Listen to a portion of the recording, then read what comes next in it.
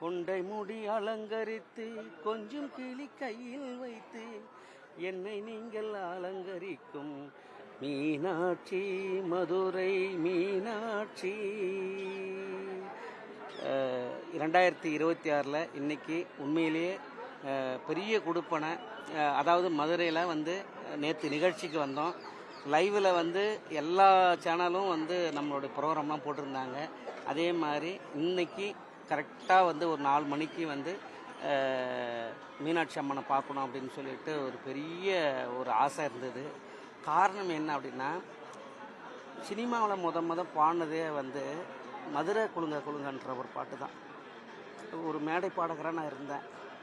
ஆனால் சும்மா அப்படி பாடிக்கிட்டு இருக்கிறப்ப நமக்கு இப்படி ஒரு வாய்ப்பு கிடைக்குமான்னு நான் நினச்சதே இல்லை. ஆனால் தாய் அம்மா வந்து ஆசீர்வாதத்தில் மதுரை குலுங்க குலுங்கன்னு ஒரு பாட்டு கொடுத்து இன்றைக்கி 1000 படம் பராசக்தி. இதை இப்போ 2 பாட்டு பாடியிருக்கிறேன்.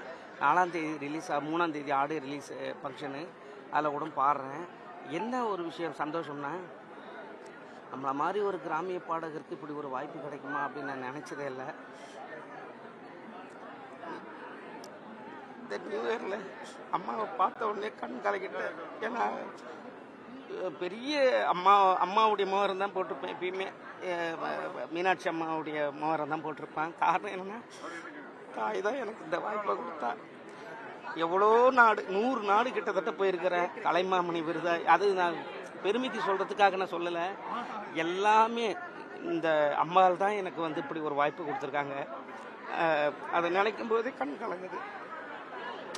அது தாயை பார்த்த மாதிரியே இருந்தது. இன்னைக்கு மீனாட்சி அம்மனை பார்த்தது ரொம்ப மகிழ்ச்சியாக இருக்குது.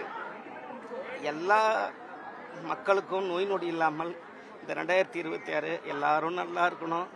அதே மாதிரி நிறைய வாய்ப்புகள் கிடைக்கணும் அப்படின்னு சொல்லி அம்மாகிட்ட வந்து வேண்டுனேன். கரெக்டாக வந்து அம்பாவை பார்க்கணுன்னு நினச்சி வேண்டுனேன். அதே மாதிரி மதுரையில் இங்கே நியூ இயருக்கு அதுமா எனக்கு நிகழ்ச்சி கிடைச்சிது. தமிழ்நாடு டூரிசம் டெவலப்மெண்ட் அங்கே அவங்களுடைய இதில் நிகழ்வில் வாய்ப்பு கிடைச்சிது. கச்சேரி பண்ணினேன். கரெக்டாக 4 மணிக்கு அம்பாவை வந்து பார்க்கணுன்னு வந்தேன். அதே மாதிரி இசை ஜாம்பவான் இளையராஜா ஐயாவை பார்த்ததும் பெரிய கொடுப்பனை. அதே மாதிரி இன்றைக்கி அம்பாளையும் பார்த்தது ரொம்ப ரொம்ப சந்தோஷமாக இருந்தது. மக்களோட மக்களாக போய் தரிசனம் பண்ணது இன்னும் ரொம்ப மகிழ்ச்சியாக இருந்தது. எல்லாரும் நல்லா இருக்கணும். அம்பாளுடைய ஆசீர்வாதம் எல்லாருக்கும் கிடைக்கணும். அதுவும் மீனாட்சி தாய் வந்து நினைச்சாலே எல்லாம் கொடுப்பான். நீங்கள் மனமுருகி, அதாவது ஒரு தாய்கிட்ட போயிட்டு தான் நம்ம எதாக இருந்தாலும் கேட்போம். அதனால் இந்த ஆண்டும் வந்து நிறைய வாய்ப்புகள் கிடைக்கணும், நிறைய பாடணும், நோய் நொடி இல்லாமல் இருக்கணும் அப்படின்னு சொல்லி அம்மா.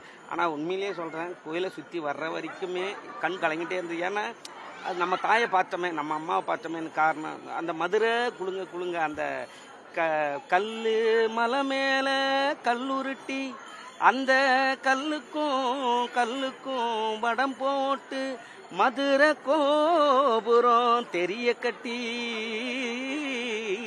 நம்ம மன்னவர் வாரத பாருங்கடி அப்படின்னா, மதுரையினுடைய 5 கோபுரத்தில் ஒரு கோபுரம் தெரிய கட்டி ஒன்று, அதாவது நம்ம பெருமாளை வந்து வரவேற்கிற மாதிரி அப்படி ஒரு பாட்டு நம்ம யுகபாரதி எழுதியிருப்பாங்க. சசிகுமார் சார் இயக்கத்தில், ஜேம்ஸ் வாசன் சார் இசையில் பாடின ஒரு பாட்டு. இன்னைக்கு கிட்டத்தட்ட ஒரு 1000 படங்கள் பாடியிருக்கிறேன். எத்தனையோ விருதுகள், எத்தனையோ நாடுகள் போயிருக்கிறேன். இன்றைக்கும் ஒவ்வொரு முறையும் அம்பாளை பார்க்கறது பெரிய கொடுப்பனையாக இருக்குது, பெரிய மகிழ்ச்சியாக இருக்குது. அம்பாளுடைய ஆசீர்வாதத்தில் எல்லாரும் நல்லா இருக்கணும். இந்த 2026 எல்லாருக்கும் நல்லதே நடக்கணும். அண்ட முழுதும் ஒன்றினுள் அடக்கம், அதுவே ஆனை முகமெனும் ஓங்கார விளக்கம். சுழலும் கோள்கள் அவன் சொல் கேட்கும், அவனை தொழுதால் போதும் நல்லதே நடக்கும். ஆனை முகனை தொழுதால் நவக்கிரகங்களும் மகிழும். நல்லதே நடக்கும், நல்லதே.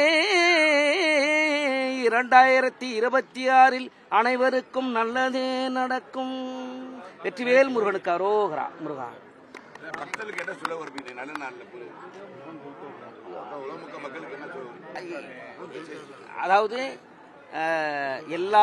எல்லார் மேலேயும் இந்த வருஷத்தில் வந்து எல்லாரும் நீங்கள் நினைக்கிறது நல்லது நடக்கணும். அதே மாதிரி ஒற்றுமையாக இருக்கணும், அன்பாக இருக்கணும். யாரையும் வந்து எதிர்க்கக்கூடாது. எல்லாரும் சக மனிதருக்கு தான் நினச்சி எப்பொழுதும் நம்ம வந்து அதாவது என்ன சொல்கிறது, நம்ம ஒரு தாய் மக்கள் அப்படின்னு நினச்சி நம்ம வாழணும். ஏன்னா நிறைய பிரச்சனைகள், நிறைய துன்பங்கள், நிறைய கஷ்டங்கள் எல்லாமே இருக்குது. இதை இல்லாமல் நம்ம 2026 வந்து ரொம்ப என்ன சொல்கிறது, ஒற்றுமையாக வாழணும்னு சொல்லி நான் நினைக்கிறேன். ஏன்னா நிறைய செய்தி அப்படி தான் இருக்குது. நன்றி.